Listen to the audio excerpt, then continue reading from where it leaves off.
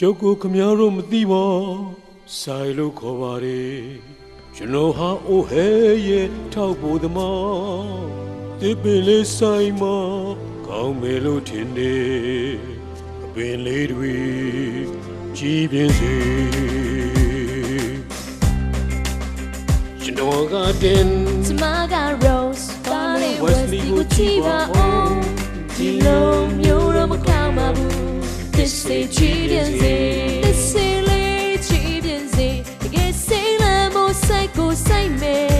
သူဆိုပြီးတော့စိုက်ပါလေသူတမ်းမိုးကိုတီးပါစေပြန်မွေးပေါ်မယ်တို့ကပါမြေ This is ချီးပြန်စေမိကမယ်ရီတော့နှစ်သမီးတကယ်ကိုတွေ့ချင်လာတဲ့တစ်ပေလာလာလာလာလာလာလာဒီစေချီးပြန်စေငါလေးဖွားကြီးစပစ်ဖြူပြီးအသက်ကြီးပြီး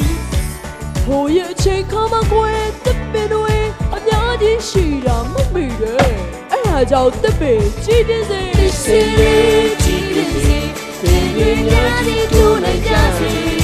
စေစေပဲဆိုင်ဖို့ရှိအဲ့ဒီတစ်ခုပဲတို့လို့ရှိပြောင်းလဲဖို့ပဲတို့လို့ရှိတစ်စေကြီးပြင်းစေကျွန်တော်နာမည်အိုဟဲမင်းတို့ထဲကပဲ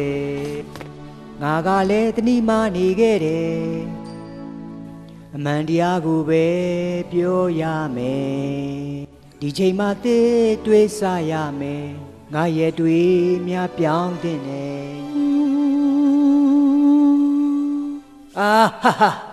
ငါပြောချင်တာကတော့တေးလိုက်စမ်းတေးလိုက်စမ်းတေးလိုက်စမ်းလို့ပြောလိုက်မယ်လှုပ်လေလိုက်ဆိုကြလေကွာ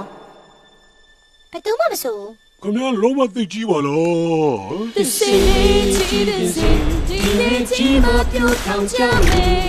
အစီအစီပဲဆိုင်ဖို့ရှိဒီတံပိုးလေးတို့လို့ပြောင်းလဲဖို့ပဲတို့လို့ရှိ This is ချီးပြန်စေဟုတ်ပြီကွာဒီကနေ့ချီးပြန်စေ This is the moment we say This is the way to do This is the way to do Tu pagniamo dolci Insieme tu e me